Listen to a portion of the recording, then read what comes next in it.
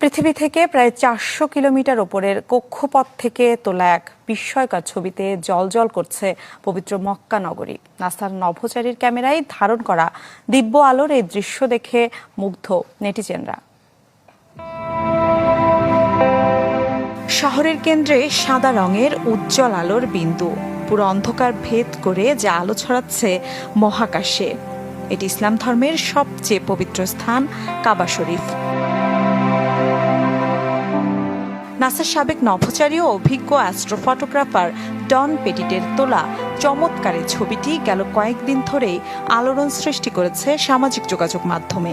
পৃথিবী থেকে প্রায় 400 কিলোমিটার উচ্চতায় আন্তর্জাতিক মহাকাশ স্টেশন থেকে গেল সপ্তাহে ছবিটি তোলা হয়, যাতে মক্কা নগরীর বিস্তৃত জনবসতি ও পাহাড়ি উপত্যকার প্রাকৃতিক গঠন ফুটে উঠেছে। তবে সবচেয়ে আকর্ষণীয় হল মসজিদুল হারাম ও তার কেন্দ্রস্থলে অবস্থিত কাবা শরীফের ঔজ্জ্বল্য।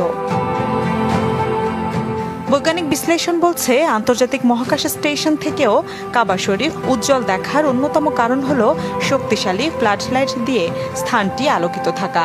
এই কৃত্রিম আলোকরশ্মি মহাকাশের দিকে সরাসরি প্রতিফলিত হয়। কাবার চারপাশে তাওয়াফের জন্য ব্যবহৃত মাতাফের মেঝে এবং পুরো মসজিদের আঙিনা শুভ্র মার্বেল পাথর দিয়ে আবৃত। এই সাদা মার্বেল মেঝের ওপর শক্তিশালী আলো পড়লে তা উজ্জ্বলভাবে প্রতিফলিত হয়ে মহাকাশের সংবেদনশীল ক্যামেরায় ধরা পড়ে। আন্তর্জাতিক মহাকাশ স্টেশনে থাকা নভোচারীরা প্রায়শই লং এক্সপোজার ফটোগ্রাফি কৌশল ব্যবহার করেন। এই কৌশলে ক্যামেরার শাটার দীর্ঘ সময়ের জন্য খোলা রাখা হয়, যা অল্প আলোকেও জমিয়ে একটি ছবির উজ্জ্বলতা তুলে ধরে। প্রতি বছর হজ ও উমরা পালনের জন্য লাখ লাখ মুসল্লি মক্কায় আসেন। বছর জুড়ে দিন রাত 24 ঘন্টা মুসল্লিদের পদচারণায় মুখর থাকে কাবা চত্বর।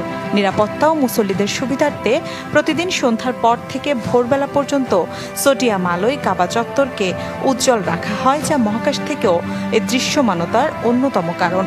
পেটিট ছবিটি তুলেছিলেন যখন ঘন্টায় 2800 কিলোমিটার গতিতে ছোটা ISS আরব উপদ্বীপ অতিক্রম করছিল। মিলা খন্দকার, চ্যানেল 24।